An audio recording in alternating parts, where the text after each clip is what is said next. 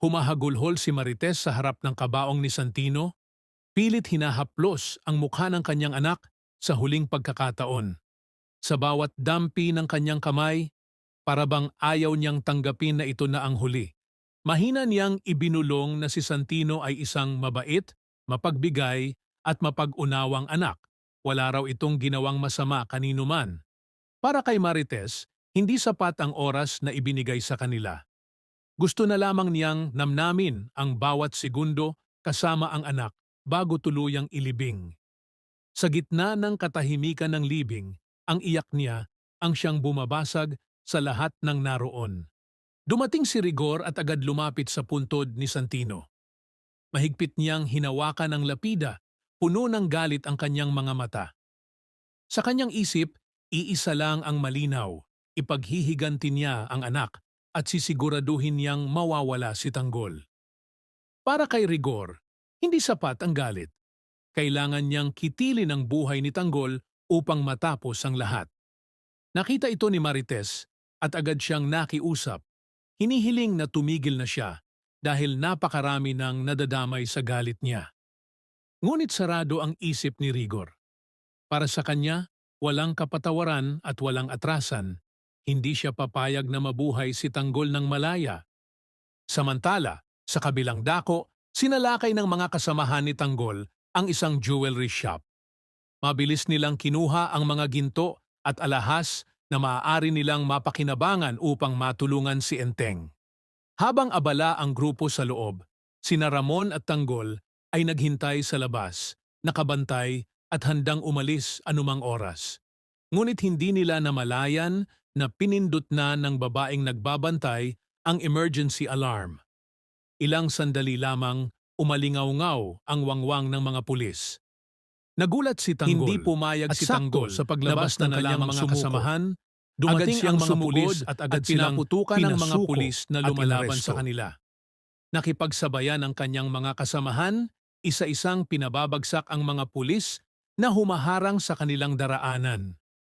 Sa gitna ng putukan at kaguluhan, unti-unti nilang nabawasan ang mga umaatake. Nang makita ni Tanggol ang pagkakataon, agad niyang inutusan ang lahat na umatras at tumakas habang may tsansa pa silang makaligtas. Ngunit hindi doon natapos ang habulan. Hinabol pa rin ng mga pulis sina Tanggol hanggang sa tuluyan silang makorner. Sa kabila nito, hindi pa rin umatras sina Ramon at Tanggol.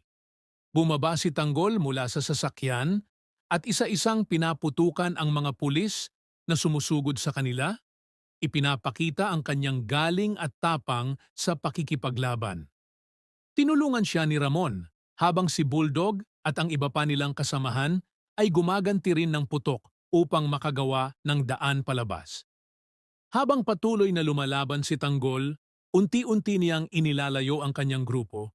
Sinisigurong makakatakas sila at maililigtas ang bawat kasamahan. Kahit pa ilagay niya sa panganib ang sarili. Sa gitna ng matinding dalamhati at nag-aalab na galit, malinaw na nagbanggaan ang dalawang mundo. Ang mundo ng isang inang nawalan ng anak at ang mundong hinubog ng paghihiganti at karahasan.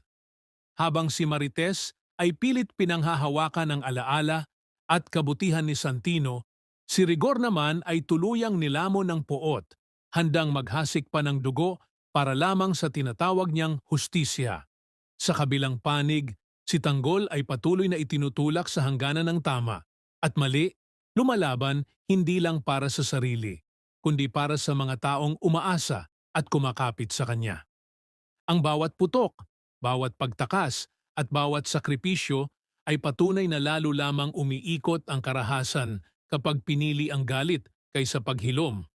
Sa puntong ito, malinaw na hindi pa tapos ang laban.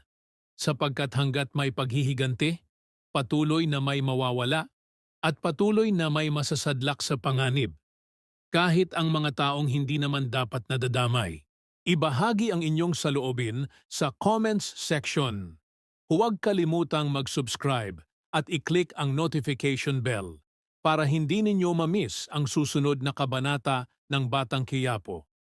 Maraming salamat sa panonood at magkita-kita ulit tayo sa susunod na kwento.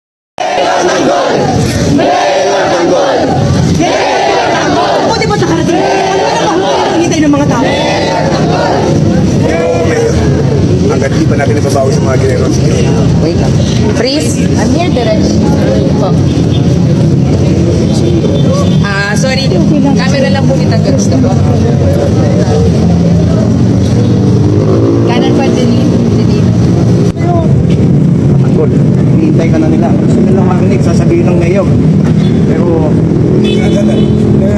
gusto nila marinig kung sasabihin ko. Angkol, narito na sila. Gusto nilang marinig anong sasabihin mo. Kung pagsasabitahin ko muna lahat ng mga konsiyar. Tulad ko si NEC Commissioner. Matapos ikaw na. Tara, tara, tara. Isama ka.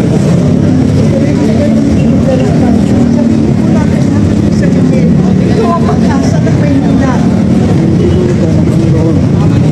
Pero sa lugar natin, wala ka sa kanya. Pakinggan mo, walang pununtan namin. Sa Diyos sa kanila.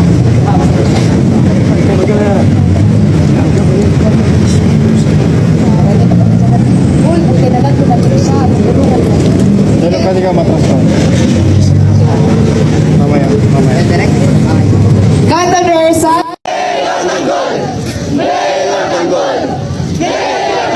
Buti ba nakarating? Ano na ba hinihintay ng mga tao? Hanggat di pa natin nababawi sa mga generals. Wait lang. Freeze. I'm here, Direct. Po.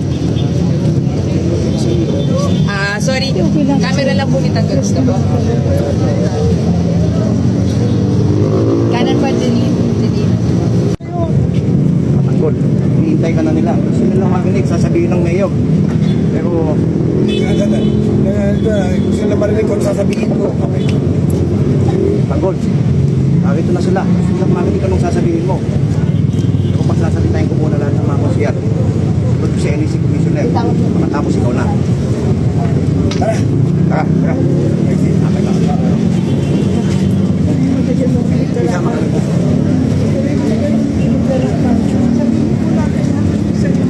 Ito ang pag-asa ng Maynila.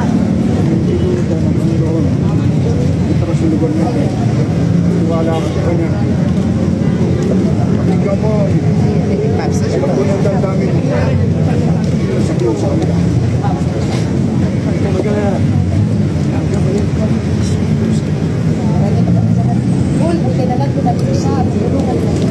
Pero pwede ka matras pa. Mamaya, mamaya. Direct. Kanta Versa.